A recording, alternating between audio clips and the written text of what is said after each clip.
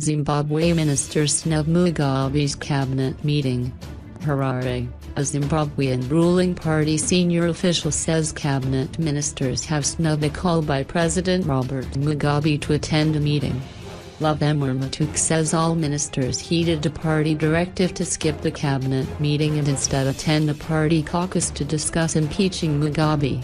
The party's Central Committee has voted to strip Mugabe of his party leadership post amid nationwide calls for the 93-year-old leader to resign.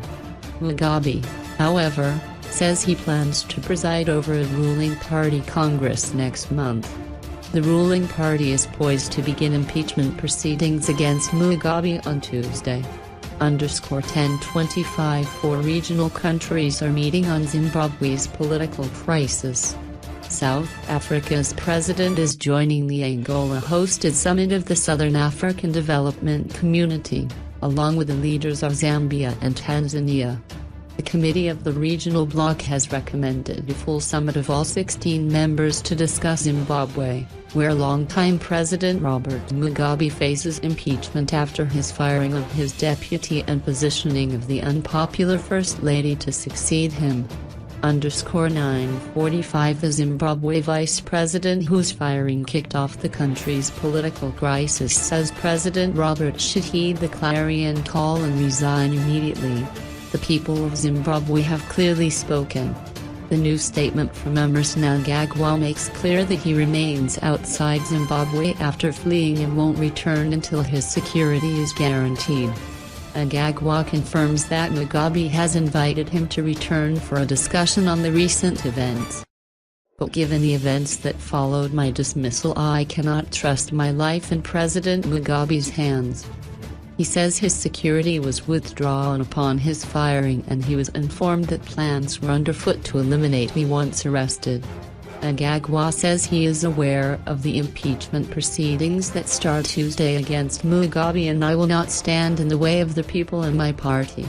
920 A recently fired Zimbabwean vice president and likely successor to President Robert Mugabe says the 93-year-old leader should resign immediately. Emmerson Mnangagwa says in a statement Tuesday that he is not in Zimbabwe and that he would not return to the country until he is satisfied of my personal security. Mugabe fired Mnangagwa earlier this month, but Zimbabwe's ruling party is demanding that Mugabe resign and wants the former vice president to replace him.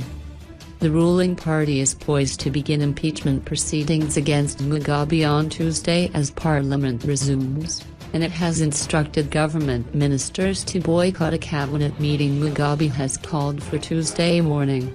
9 o'clock Zimbabwe's ruling party is set to begin impeachment proceedings against longtime President Robert Mugabe, while a party official says government ministers have been instructed to boycott a cabinet meeting called by the president.